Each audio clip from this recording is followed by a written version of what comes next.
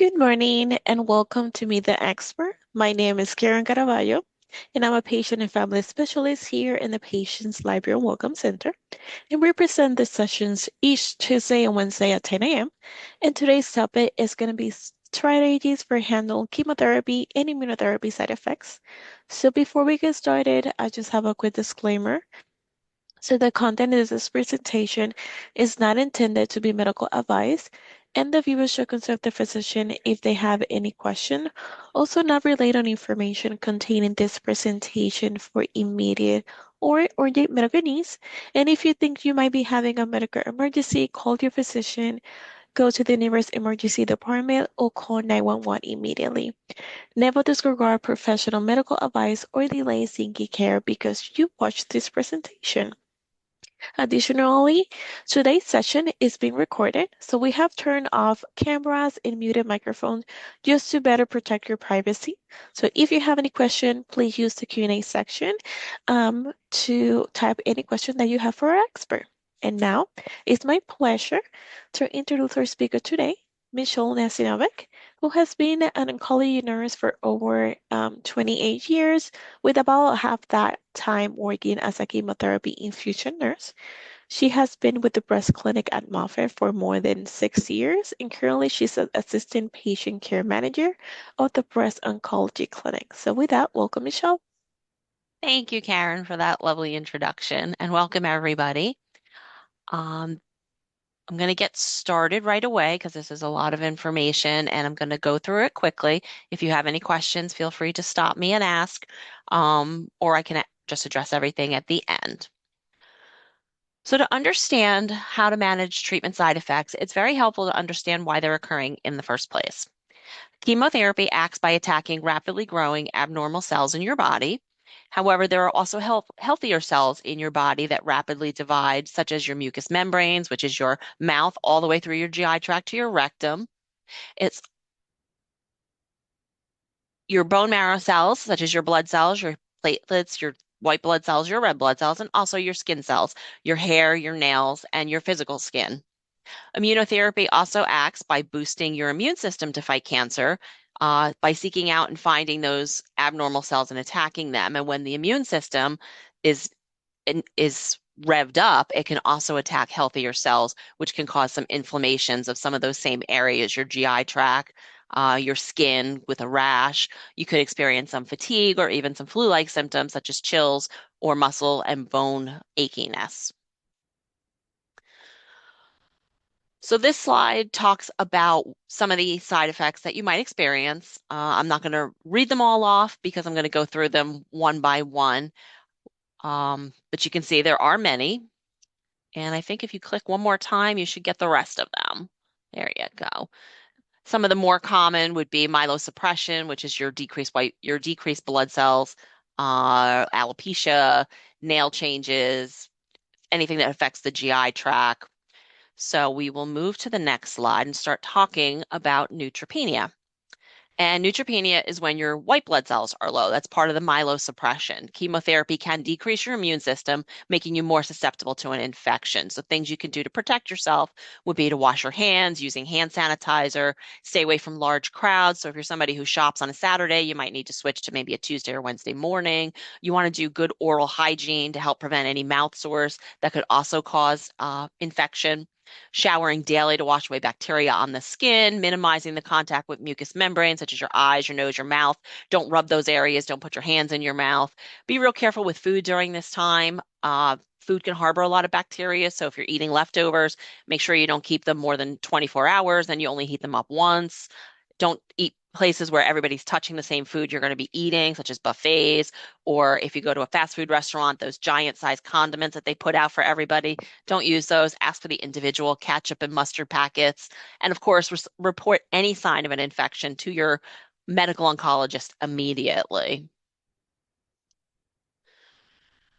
Anemia is a term that's used to describe when your red blood cells are low, specifically your hemoglobin and hematocrit, and those are the cells that bring oxygen to all your tissue, muscle, and organs in your body. Some things that you might experience could be a little bit of fatigue or dizziness, lightheadedness. So some ways to manage that will be to alternate activities with periods of rest. So if you have a lot of energy in the morning, you can plan your doctor's appointments and your appointments for that time. Slow position changes are going to be important. So if you're laying down, you want to make sure that you sit wherever you are before you stand up. Give yourself 20 to 30 seconds, then stand up and wait before you start walking another 20 to 30 seconds. Because if you're dizzy and off balance, you could fall, and we don't want you to hurt yourself. Accept and ask for help. You can have people do your grocery shopping, run your children around to after school activities, walk your dog, clean your litter box. If you trust your family and friends, you can ask them to clean your house for you. Hydrating is very important during this time period. You want to make sure you're getting at least 64 ounces of fluids every single day, water-based fluids such as water, juice, Gatorade, Powerade, Pedialyte, things that are made with water such as Jello, broth, ice pops. They'll all help to hydrate you during this time period. Monitor yourself. If you start to feel anything that's not usual for you. You're more tired than usual. You need to sit down during your normal activities, sit down when you're taking a shower. You know yourself best. So if you do start to experience anything, you want to let that medical oncologist know immediately, okay? And know when to call 911. If you're experiencing any chest pain, any shortness of breath without any exertion at all, you're just sitting in the chair and you're very winded, you can't catch your breath, we want you to call 911 and get to the closest emergency room as quickly as possible and be safe. So thrombocytopenia is the term that's used to describe when your platelets are low, and your platelets are the part of your body that help with normal clotting and scab formation. So you want to make sure that you're keeping yourself safe. If you have a hobby or a job that requires you to use sharp tools, you want to be really careful during this time period. You may need to change to use a soft toothbrush to decrease any bleeding in your gums, using an electric razor or not shaving at all during this time period. Watch for bleeding in unexpected areas. Maybe you blow your nose and there's blood in the tissue, or you have a bowel movement and you notice a little blood in the toilet. Those are things that are not usual and you want to report them to the medical oncologist. Monitor yourself for bruising, anything that's unusual or excessive, and make sure you're wearing good sturdy shoes during this time. Not flip-flops, not sandals, not Crocs or clogs. Those things can cause you to lose your balance and fall. And if your platelets are low and you hit something, you could have a bleeding episode. We don't want that. So make sure you're wearing something like a sneaker, a tennis shoe, or a loafer that comes around your heel.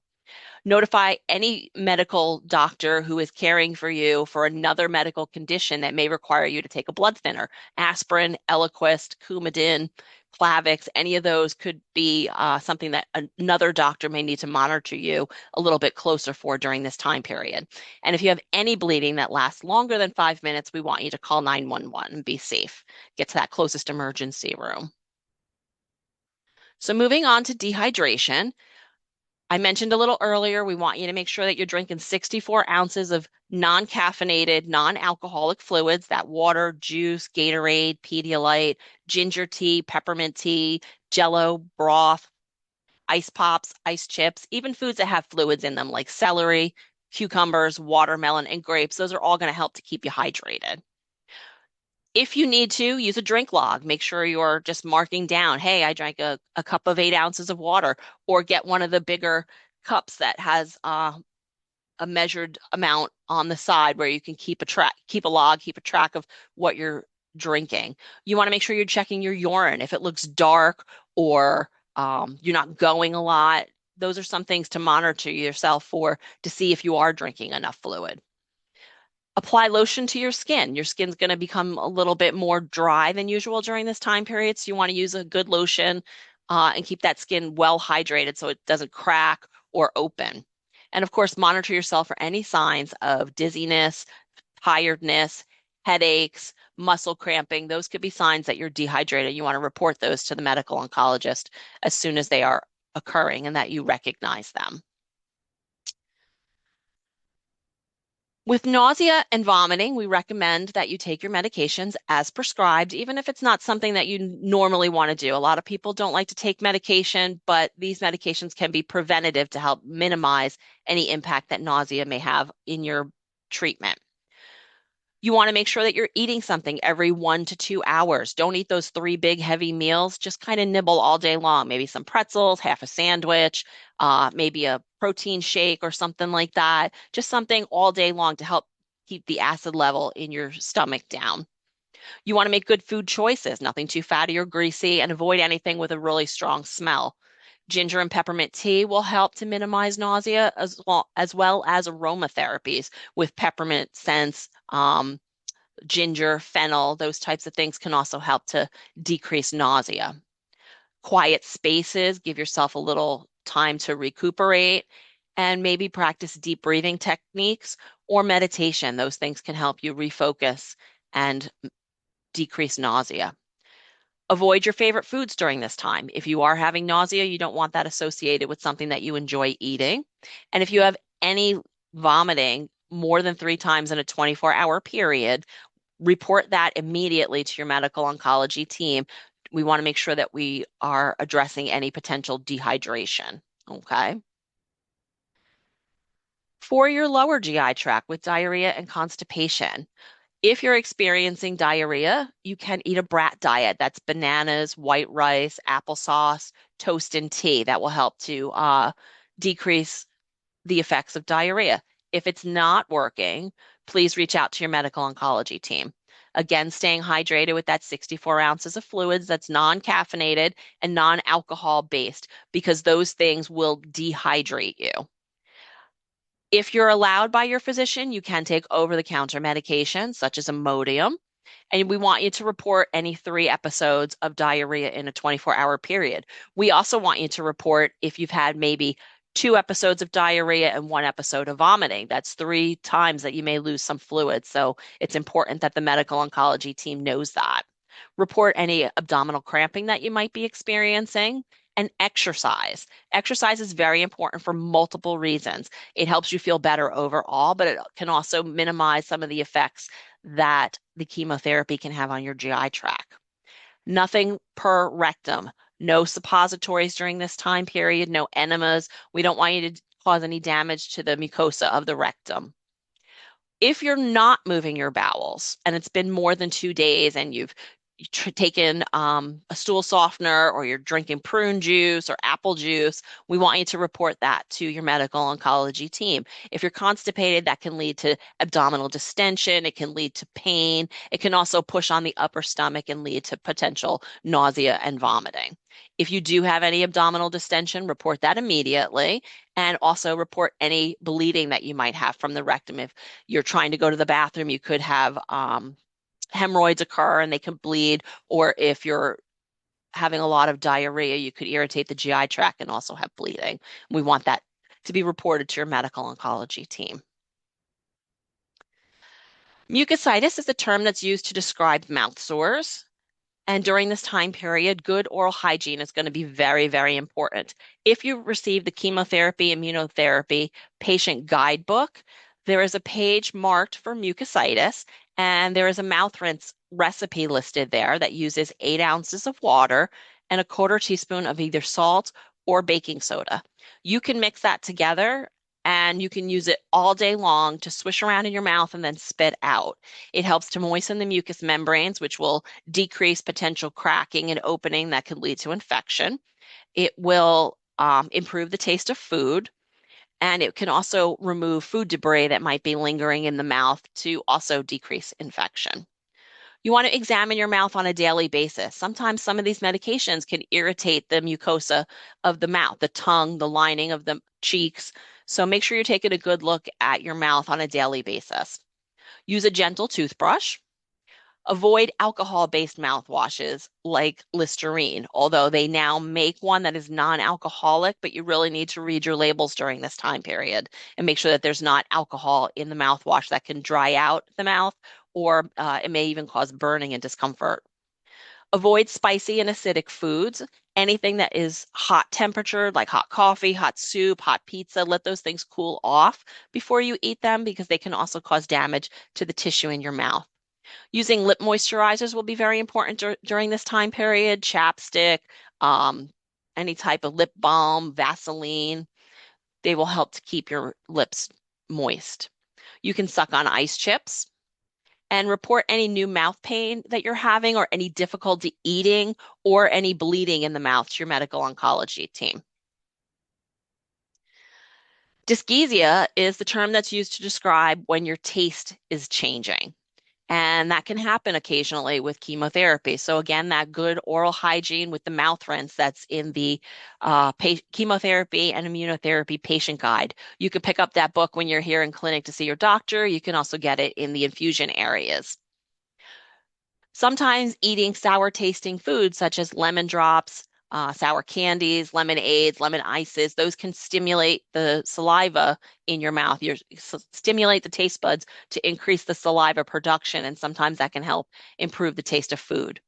Avoid drinking from cans, and sometimes you may need to eat with plastic utensils if the metal taste is bothering you. You can use alternative spices and seasonings instead of just salt and pepper, maybe some onion powder, some Mr. Mrs. Dash, or any of those spices that add a different flavor, maybe a everything bagel spice. And monitor your tongue again and your mouth for any changes. Fatigue is a very common side effect with chemotherapy and having cancer. So you want to make sure that you're again alternating those periods of activity with periods of rest and giving yourself time to recuperate. Fatigue should not be impacting your quality of life. If you go home after treatment and you're in bed for days on end or laying on the couch for days on end, not able to do anything, those are things that you need to report to your medical oncology team. You want to make sure that you're exercising. It's going to help with your muscle strength. It's going to improve your circulation. It's going to make you feel better overall. Make sure you're practicing good sleep habits and getting at least 6 to 8 hours of good sleep. Try to avoid napping during the day that can interfere with your sleeping at night. Try to minimize stress and activity with things like meditation, yoga. We have a wonderful social work team here at Moffitt, and they can also offer things like support groups. We have AYA programs for our patients who are between the ages of 18 and 39. So those are things that can help to decrease stress and anxiety. Again, that hydration is going to be very important. When you're not hydrated, you can feel really punky and really run down. Eat a balanced diet, nothing too fatty or greasy that's going to sit heavy in your stomach. And again, ask for and accept help. Let your friends and family do those things that I mentioned before, like taking your kids to practice or walking your dog for you. And of course, if you're having any symptoms that are impacting your life, if you are laying around in bed for days on end, or you can't take a shower without needing to sit down, or you're walking across the room and you have to stop halfway through, make sure you're letting your medical oncology team know that so that they can evaluate you. Skin changes can happen with chemotherapy and with immunotherapy, so you want to make sure you're staying well hydrated. Using lotions such as Utterly Smooth, CeraVe, Eucerin, Bag Balm, cocoa butter. Make sure you're getting all of your skin, your hands, and your feet. You want to monitor your skin for any changes and report them to your medical oncology team. So this may include using a mirror to look at your feet or asking somebody else to look at your feet on a daily basis, or any of the areas that you can't see. Maybe on your back, you want to make sure that there's nothing going on. Sometimes the skin on your hands and your feet and around your nails can crack or peel or blister with certain types of treatments. So you want to make sure that you're doing really good hand care. Try to avoid going to nail salons. I know we all like to have our nails looking pretty, but sometimes we don't know just how clean those tools are. And we also know that they use those nail polishes and those dips on every single patient. So, I mean, I'm sorry, every single client. So you want to do things that are going to minimize your risk for infection, and that could be something that happens if you have a cracked area on your skin. You don't want to be having nails done in places where they're doing things like that. Watch out for any rashes on your skin and report that. Any itching, any blistering, those are things that you let your medical oncology team know about. Alopecia is the term that's used to describe hair loss. And we do have cold cap therapy, which is a treatment that ideally begins before any chemotherapy is given here at Moffitt. We use DigniCap. And this is an out-of-pocket expense, and it needs to be started before you, or it needs to be initiated before you start treatment. You also want to try and use a gentle shampoo on your hair and avoid using any heating tools such as hair dryers, straighteners, hot rollers, anything like that. Try to avoid coloring your hair or perming your hair during this time period. It could make the hair come out as well from the chemicals. If your hair does come out, you want to make sure that you're protecting your scalp and your ears from the sun. So make sure that you're wearing sunscreen. Sometimes it could be your eyelashes that come out. Make sure you're wearing sunglasses to help protect your eyes when you're outside. And it can also affect the hairs that are in your nose. So you might notice that your nose is running a little bit quicker and a little bit more than usual. You also can take a proactive approach and cut your hair shorter or shave the hair off if that's something that you prefer. We have a salon here at Moffitt at the Magnolia campus, and you're able to go there and they can help with hairstyles, they can help with wigs and things like that. Immunotherapies can cause breakouts of a rash at times, and some of the places can also occur on your scalp. So make sure that you're doing really good scalp care and monitoring that and reporting it if it's occurring. Nail changes can also occur with chemotherapy. We mentioned earlier about the cracking and the splitting of the skin. Sometimes the nails can also become darker or they may lift and come off. If they do, they will regrow and will just take some time. But you want to make sure that you're monitoring your fingers and your toes for any signs of an infection. And if you are experiencing any cracking or blistering, that you're reporting it. Sometimes the medical oncology team will let you use a nail soak of a solution of 1-to-1 water and white vinegar, but you need to check with your medical oncology team before you do that. Neuropathy is a term that's used to describe when you have numbness or tingling in your feet or your hands. Sometimes they may feel a different sensation when you go to grab something or pick something up. If you do have that numbness in your feet, this is where it's really important to wear those good sturdy shoes so that you don't lose your balance in something like a flip-flop or a high heel that can cause you to uh, not feel the ground as stable. We also offer ice therapy here at Moffitt for certain types of treatments. So talk to your medical oncology team if you are experiencing the numbness and tingling in your fingers or in your toes. You want to make sure that your surroundings are safe. No throw rugs on the floor. If you have children or animals, make sure that their bones or their toys aren't laying around on the floor where you might trip over them. Sometimes using a nightlight at night when you get up out of bed to go to the bathroom can be helpful.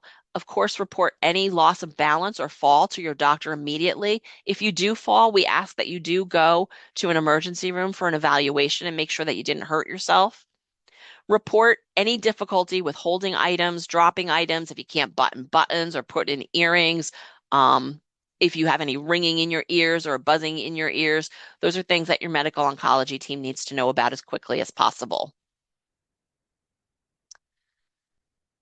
Sometimes regimens and some of the supplemental medications that we give can cause bone pain, flu-like symptoms, muscle or joint achiness. If it's not contraindicated and your medical oncologist says it's allowed, you can take 1 to 2 doses of acetaminophen or ibuprofen per the package directions on the boxes. But always check that with the medical oncology team first.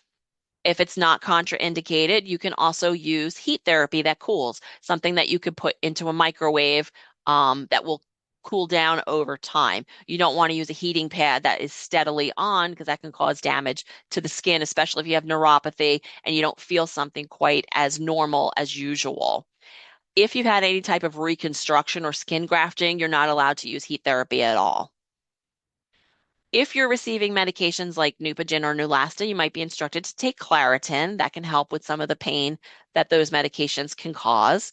You might want to take a warm bath to help ease the muscles and the joints, and even using muscle ointments, such as Bengay or Aspercreme. Those are things to help add a little bit of comfort. Chemo brain is a very real side effect, and it's a difficulty or a decrease in your focus.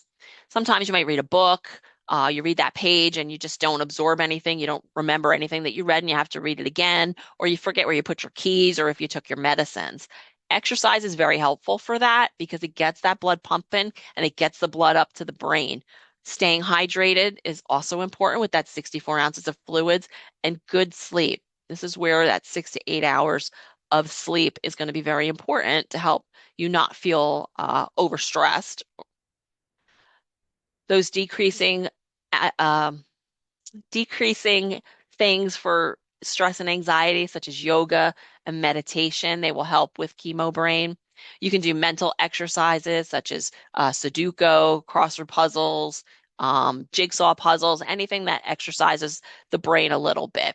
Sometimes you might need to use pill holders, or for me personally, I take a medication once a day in the morning, and when I go to bed, I turn the bottle upside down so that I remember if the bottle's still upside down and during the day I didn't take my medicine. You might need just to do little things like that. Sometimes using a planner or a log and writing down your questions will be helpful when you're coming to see your medical oncology team. Anxiety, while not a direct side effect of chemotherapy, is also a potential side effect that you could experience just from having cancer. So, the exercise is going to make you feel better. Meditation, aromatherapy can be used with scents such as lavender, chamomile, patchouli. Spiritual therapy might be something important with you. Might want to talk to your chaplain. We do have chaplain services here at Moffitt for you. You can try art or music therapy if expressive therapy is something that's important to you. And those support groups are going to be very important. Even doing a little bit of journaling during this time period can help. So just like chemotherapy affects every other body system, it can also impact your sexual health as well. Communication is very important, both between you and your medical oncology team, as well as you and your partner. If family planning is something that is in your of importance to you, is something that you want to be uh, partaking in further down the road, you want to make sure that you speak to your medical oncology team before you start treatment. Okay, that's very important. You want to do activities that are going to increase blood flow to the tissue of the sexual organs. Sometimes you might need to use a dilator or a vibrator to do that. Lubricants can be used, vaginal moisturizers such as Replens or a water-based lubricant during sexual activity. Cleanliness is going to be very important during this time for both you and your partner. You want to make sure that you're not introducing any bacteria. So showering daily or every other day, making sure you're washing your hands before and after sex. During certain time periods, you might be asked to avoid sexual activity if your blood counts are low, if your white count is low, and there's any type of friction or tearing of the vaginal mucosa or even the skin of the penis, that can introduce bacteria into the system. Or if your platelets are low, it could cause bleeding or trauma. So be mindful of your blood counts during that time period. Alternative forms of intimacy are also very important. So things like hand holding, cuddling, um, conversations, anything like that is very important. And if you're having any issues, please talk to your medical oncology team. We want to be able to make sure that we're addressing them. And our last side effect, which is usually not talked about too much in the general public, is financial side effects. Medications are expensive, tests are expensive, doctor's visits, all of those things can be very impactful. If you are experiencing a financial strain from treatment, please let us know. We will contact the social work team and have them consult with you. Sometimes they have assistance programs for copays or for medication assistance. Pharmacies may have discount cards. There's an app on your phone called GoodRx that you can download, and you just put in the medication that you take and the location that you're at, and it will go through the pharmacy list and let you know which pharmacies may have that medication a little bit cheaper for you. And this slide just has a list of the websites that are available for assistance programs. Thank you for viewing these sessions. We offer Live Meet the Expert sessions through Zoom. To see a full list of upcoming sessions, please visit moffitt.org or call at 813-745-1690. Thank you.